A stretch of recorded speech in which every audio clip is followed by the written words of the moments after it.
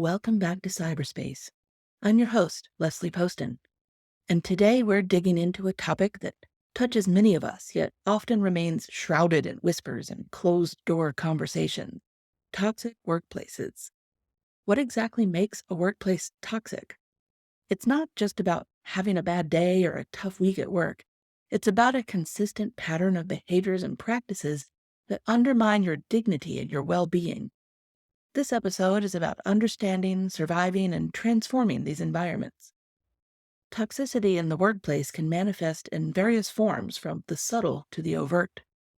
Whether it's through micromanagement, harassment, or discriminatory policies, these behaviors contribute to a work environment that is not only unhealthy but potentially harmful. The constant exposure to negative behaviors such as bullying, gossip, and manipulation can erode your sense of self-worth and professional confidence.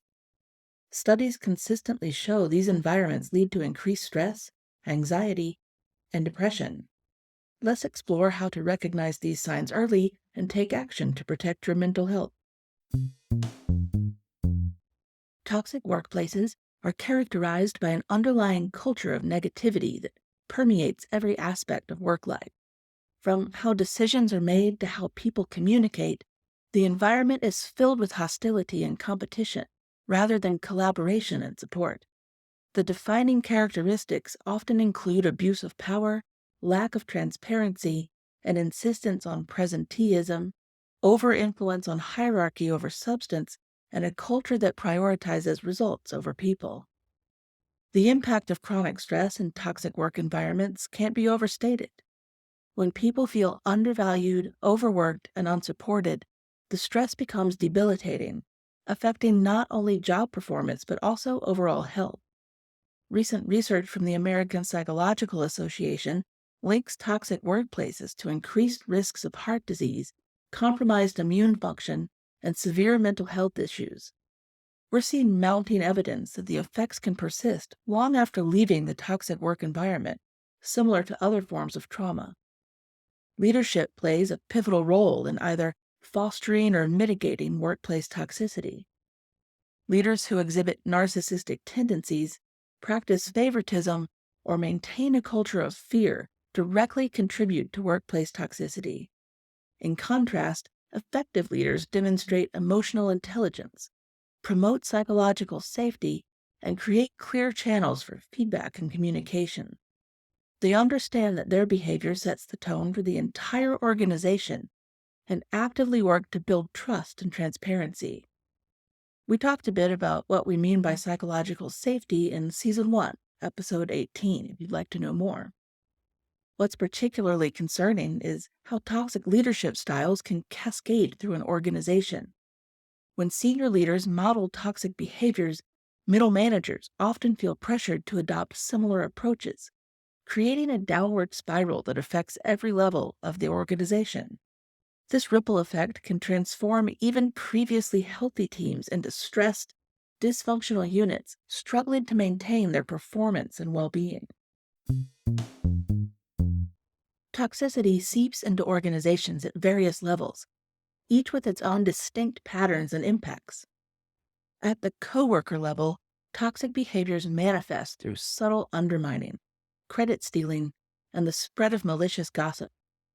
These peer-to-peer dynamics create an atmosphere of mistrust where collaboration becomes nearly impossible.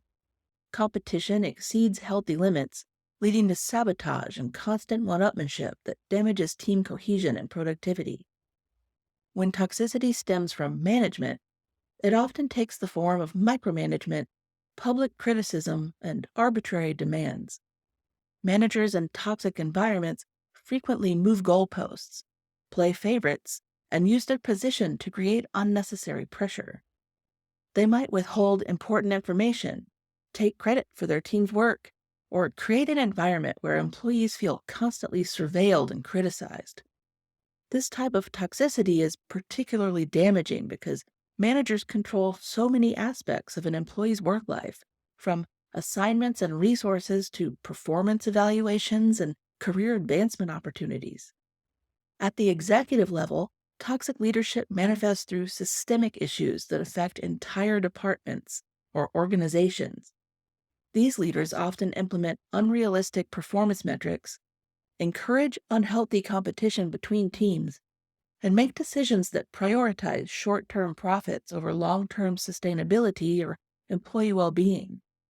They may create structures that reward unethical behavior or turn a blind eye to misconduct from top performers. The impact of executive-level toxicity is far-reaching, as it often becomes embedded in company policies, procedures, and cultural norms. The board of directors can either perpetuate or combat organizational toxicity through their oversight and governance decisions. Boards that focus solely on financial metrics while ignoring employee turnover, workplace culture, and ethical concerns contribute to a toxic environment. When boards fail to hold executives accountable for maintaining a healthy workplace culture, they essentially give permission for toxic behavior to continue.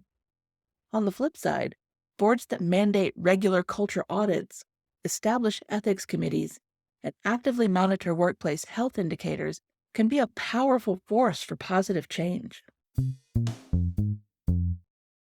Discrimination adds layers of complexity to workplace toxicity, creating environments where certain groups face additional barriers and stressors. Sexism manifests in both overt and subtle ways. Women often receive lower pay for equivalent work, face higher standards for promotion, receive personality feedback that men simply don't receive, and encounter death by 1,000 paper cuts through microaggression. These might include being interrupted more frequently in meetings, having their ideas attributed to male colleagues, or being expected to handle office housework like organizing celebrations or taking notes. The impact of gender-based discrimination goes beyond individual experiences. It creates systemic barriers that affect everything, hiring and promotion decisions to daily workplace interaction. Women in leadership positions often face what we call the double bind. They're criticized for being too aggressive when they display traditionally masculine leadership traits, but viewed as too soft or emotional when they don't. This creates an almost impossible standard to navigate. Racism in the workplace operates through both individual and systemic mechanisms. Employees from marginalized or othered groups frequently experience exclusion from important informal networks, face higher scrutiny of their work, and navigate stereotypes that affect their perceived competence and leadership potential. Even in organizations with strong diversity statements, subtle forms of racism persist through biased performance evaluation, inequitable assignment of high-visibility projects, and assumptions about cultural fit. The impact of racial discrimination is particularly insidious because it often operates through what scholars call second-generation discrimination, practices that appear neutral on their face but disproportionately affect certain racial or ethnic groups. This might include things like informal mentoring networks that exclude Black, Latina, and Indigenous employees, or cultural expectations that favor certain communication styles over others. Disability discrimination creates physical and attitudinal barriers that limit full workplace participation. Organizations often fail to provide adequate accommodation, viewing them as burdens rather than investments in talent. Employees with disabilities frequently face skepticism about their capabilities, exclusion from social activities, and assumptions about their career aspirations. The intersection of disability with other forms of discrimination can create particularly challenging situations for affected employees. The data clearly demonstrates the cost of these discriminatory practices. Research shows that companies in the top quartile for gender diversity, for example, are as much as 34% more likely to have above-average profitability. Similar patterns emerge for racial and ethnic diversity. Yet despite this evidence, discrimination persists, often protected by organizational structures that resist change and leadership that lacks understanding of the issue's impact. The complexity of addressing discrimination in the workplace requires a multifaceted approach. Organizations must implement clear policies with real consequences for discriminatory behavior. provide comprehensive training that goes beyond compliance to address subtle forms of bias, and create accountability measures that track progress on diversity and inclusion metrics. What's particularly challenging about addressing discrimination is how it intersects with other forms of workplace toxicity. When discrimination combines with toxic leadership or systemic organizational issues, it creates particularly hostile environments for marginalized groups. This intersection requires special attention in any efforts to address workplace toxicity. Another challenging impacting our American listeners is the attack on the workforce programs designed to help combat this toxicity and provide trainings by the current government in the United States. Savvy companies know it's not smart to end these programs, and they will find a path to keep moving forward. Survival in a toxic workplace demands a combination of practical strategies and emotional resilience.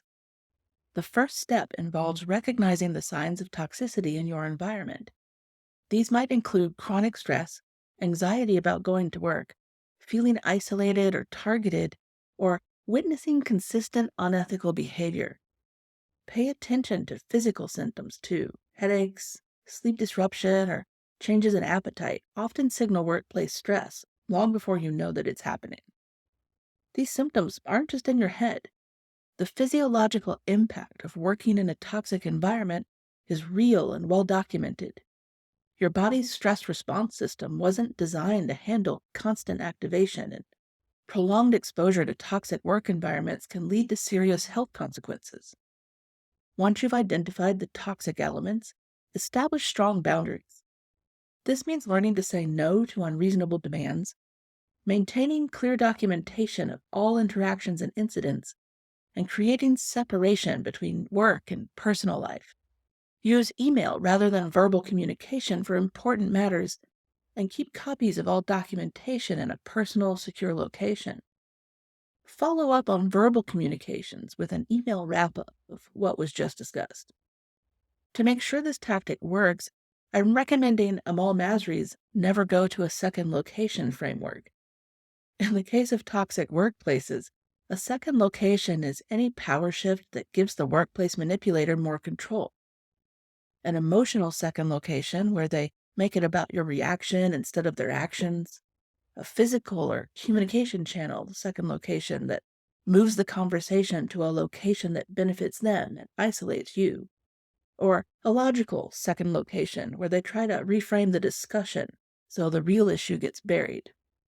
Do your best to keep the power dynamic where you have leverage, transparency, and control. I'll be sure to put Amal's LinkedIn in the show notes for you. On top of all of this, you also need to build a support network. This includes both internal allies who can validate your experiences and provide strategic advice, and external supporters who offer perspective and emotional support. Consider working with a therapist who specializes in workplace issues. They can provide valuable tools for managing stress and maintaining your mental health. Developing specific coping strategies is vital for managing day-to-day stress in toxic environments. In addition to any self-care you may practice, like mindfulness or gratitude journaling, you must establish and maintain firm boundaries around your work hours and availability and your private hours and availability. This means learning to say no to those late-night emails and weekend work requests, so often characterize toxic environments. And remember, no is a full sentence. You don't need to explain. While these strategies can help you survive, it's more important to remember that survival shouldn't be your long-term goal. Sometimes the healthiest choice is to leave a toxic environment, especially if you've tried multiple strategies without improvement. Document everything before you go, as this information might be important for future reference or legal protection. Performance improvement plans have become a notorious tool in toxic workplaces, often wielded as a sophisticated form of workplace bullying. While PIPs should serve as a collaborative tool for professional development, toxic managers frequently use them to create paper trails for termination or to force resignations. These weaponized PIPs typically feature impossible standards, shifting goalposts, and vague metrics designed to ensure failure. The psychological impact of being placed on a PIP in a toxic environment is severe. Employees experience intense anxiety, loss of confidence, and feelings of isolation. The process can feel particularly devastating when the PIP follows a history of positive performance reviews or comes after speaking up about workplace issues. Many employees report feeling blindsided. What makes PIPs particularly insidious in toxic workplaces is their thin veneer of objectivity and fairness. They're often presented as a tool to help employees improve, but in reality, they can be used to create that paper trail that protects the organization from legal consequences while pushing out targeted employees. Navigating an unjust PIP requires strategic documentation and careful attention to detail. Keep records of all your meetings, emails, unsolicited compliments, or kudos from anyone in the organization, from clients, and keep your positive performance feedback. Save copies of these and any evidence of your achievements, including keeping a copy on your personal computer. Track how PIP goals might differ from standard departmental expectations or your original job description. If possible, request all feedback and instructions in writing. When you're facing an unjust PIP, build your support network immediately. One of your first calls should be to an employment lawyer who can help you understand your rights and document everything properly. Legal consultation early in the process can make a huge difference in protecting your interests. You'll also want to connect with industry mentors who understand the standards and expectations in your field. They can help you evaluate whether the PIP's requirements are reasonable or if they're being used as a tool for harassment. Professional coaches, if you can afford them, can be invaluable during this time, helping you maintain perspective and develop strategies for navigating the situation while protecting your mental health. If your HR department has shown themselves to be trustworthy, and I know that's a big if in many toxic workplaces, they could be another source of support and guidance. Finally, don't underestimate the value of connecting with colleagues who have successfully navigated similar situations. Their firsthand experience can provide practical insights and emotional support.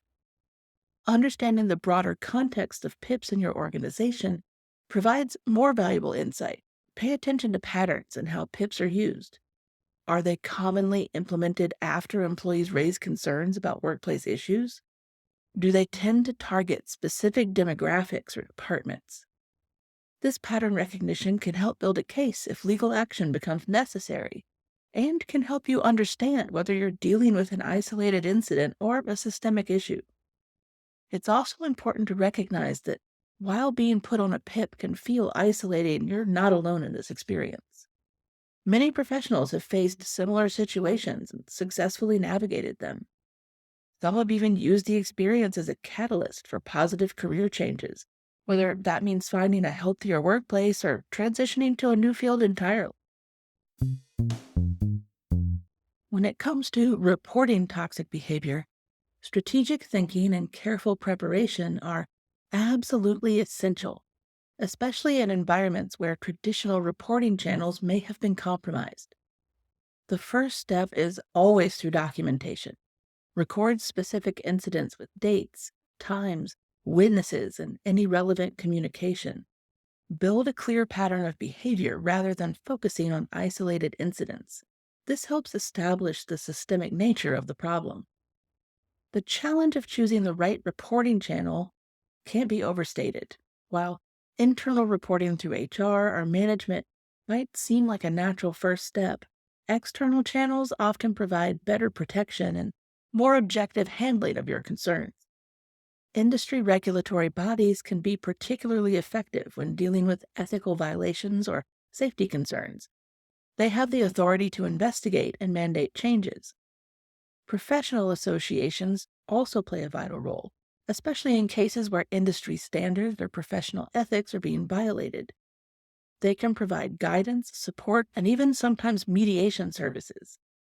State and federal labor boards are another resource, particularly when dealing with discrimination, wage theft, or unsafe working conditions. They have the power to launch formal investigations and enforce compliance with labor laws. Legal authorities may need to be involved in cases of serious misconduct, harassment, or criminal behavior. And while it should generally be considered a last resort, media outlets can sometimes play a role in creating accountability, especially when other channels have failed to address systemic issues. However, this path requires careful consideration of potential personal and professional consequence. Let's talk about the psychological impact of reporting toxic behavior. It's something that affects almost everyone who's faced this situation. Many people find themselves wrestling with intense fear of retaliation. And then there's the deep seated concern about professional reputation or being known as a troublemaker. Perhaps most insidious is the creeping doubt about whether reporting will actually lead to any real change. And let's be honest, this doubt often comes from witnessing previous reports that were swept under the rug or resulted in superficial changes at best. Research from workplace psychology shows that this learned helplessness can be one of the most challenging barriers to overcome. Here's the thing, when organizations get reporting systems right, they establish crystal clear procedures that leave no room for ambiguity about how reports will be handled. They put robust protections in place for whistleblowers, making it explicitly clear that retaliation won't be tolerated. Most importantly, they demonstrate genuine follow through on complaints, showing the entire organization that speaking up leads to meaningful action. The most effective organizations take this even further. They implement multiple reporting channels, recognizing that different situations and comfort levels require different approaches. They provide regular training, not just on how to report issues, but on how to recognize problematic behaviors in the first place. They maintain transparent communication about how reports are handled, sharing as much information as they can while respecting confidentiality. Most critically, perhaps, they demonstrate through consistent action that reporting leads to meaningful change rather than retaliation. Let's get into the psychology behind why it's so challenging and what it takes to make real change stick. Organizations aren't just systems and processes, they're complex webs of human psychology, shared beliefs, and ingrained behaviors. This makes changing a toxic workplace so much harder than just implementing new policies or switching up the organizational chart. First, we need to understand organizational inertia, this powerful force that makes toxic cultures self-perpetuating. People in toxic workplaces often develop shared defense mechanisms. They might normalize inappropriate behavior, rationalize toxic leadership, or adapt their own behavior to survive. Over time, these adaptations become part of the organizational identity, making change feel not just difficult, but threatening to people's sense of how things should be. Here's where it gets really interesting. There's this phenomenon called collective fear of change that shows up in toxic workplaces. Even people who are suffering in the current environment might resist transformation because they've developed coping mechanisms that work for them. They know how to navigate the current toxicity, but change means stepping into uncertainty. This creates a paradox where people simultaneously want change and fear it. The psychological dynamics of power play a huge role as well. In toxic workplaces, power is often maintained through fear, control, and manipulation. When you start trying to transform these environments, you're not just changing processes, you're disrupting established power structures. This naturally creates resistance from those who benefit from the current system, even if that system is damaging to the organization as a whole. But here's the hopeful part. Understanding these psychological dynamics actually gives us a roadmap for creating lasting change. We know that people need to feel psychologically safe to embrace transformation. They need to believe that taking risks and speaking up won't result in punishment or humiliation. And this safety needs to be demonstrated consistently over time. It's not enough to just declare things are different now. Creating this sense of safety requires addressing both individual and collective trauma from the toxic environment. It's about acknowledging the pain and damage that's been done while also creating a vision of a healthier future that people can live in. This is deep emotional work that goes far beyond surface level change. What's particularly fascinating is how change starts to accelerate once you reach a critical mass of people who believe transformation is possible. In psychology, we call this a tipping point, when enough people start modeling healthier behaviors and supporting positive change. It creates a new social norm that can rapidly reshape the entire organizational structure. The key is understanding that lasting transformation isn't about forcing change from the top down, it's about creating the psychological conditions where people feel safe enough to choose change for themselves. When people feel heard, valued, and supported, they naturally become agents of positive transformation in the workplace. When we look at organizations that successfully prevent toxic workplace cultures, we see several critical strategies working in concert. It all begins with comprehensive onboarding programs that do more than just cover policy and procedure. They deeply emphasize cultural values and set clear expectations for behavior at all levels. This foundation is reinforced through regular, meaningful training on ethical behavior and respectful communication. And I want to emphasize the word meaningful here. We're not talking about those check in the box online modules that everyone clicks through as fast as possible. We're talking about interactive, engaging sessions that address real workplace scenarios and challenge people to examine their own behaviors and biases. Another element is having clear, consistent consequences for toxic behavior. And this needs to apply equally to everyone, from entry-level employees to top performers and senior execs. Too often, we see organizations let toxic behavior slide when it comes from their rainmakers or senior leaders, which sends a devastating message to the rest of the workforce. Hand in hand with this goes the need for transparent promotion and compensation practices.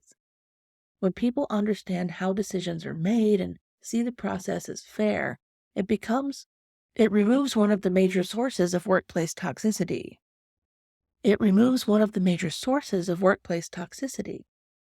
Regular employee surveys are another vital tool, and this is important, only if they're followed by genuine action.